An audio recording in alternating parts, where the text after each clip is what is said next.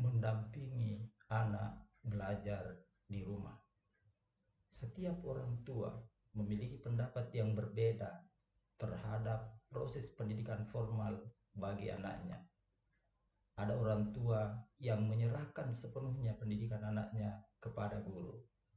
Itulah sebabnya orang tua tersebut merasa tidak perlu mendampingi anaknya belajar di rumah. Semuanya sudah dirancang oleh guru. Ada pula orang tua yang sangat memperhatikan pendidikan anaknya, sehingga mendampingi anaknya seperti halnya dengan guru, atau bahkan melebihi guru, karena latar belakang pendidikannya tinggi dan menguasai benar materi pelajaran, jauh melebihi kemampuan guru.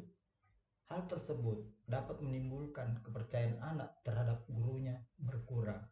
Akibatnya, anak malas mengikuti pembelajaran atau tidak serius mengikuti pembelajaran karena anak berpikir nantinya dia akan belajar di rumah karena anak meyakini bahwa orang tuanya pintar dibandingkan dengan gurunya.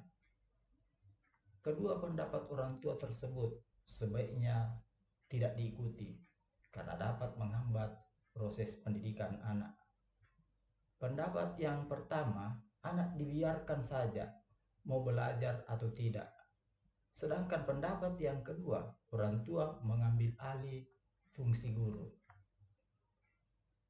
Orang tua seharusnya hanya mendampingi anak belajar di rumah. Misalnya, orang tua mengingatkan dan memastikan bahwa buku pelajaran yang akan dibawa anak ke sekolah di hari pertama sekolah dipastikan sudah tersedia, dan orang tua meminta anak membaca materi pelajaran tersebut sebagai bekal awal sebelum belajar di sekolah keesokan harinya. Pada hari berikutnya, sepulang sekolah, boleh siang atau malam, orang tua meminta anak untuk mengulang pelajaran yang telah dipelajari di sekolah. Pada kesempatan itu, orang tua bisa mengajukan pertanyaan mengenai materi pelajaran yang telah dipelajari anak di sekolah. Kalau penjelasan anak ada yang kurang tepat atau masih perlu dilengkapi, orang tua meminta anak membaca materi itu kembali.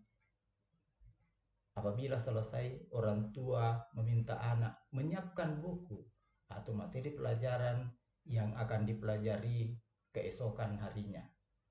Sebelum buku itu dimasukkan ke dalam tas, orang tua meminta anak membaca buku tersebut secara sepintas untuk memperoleh pengetahuan awal.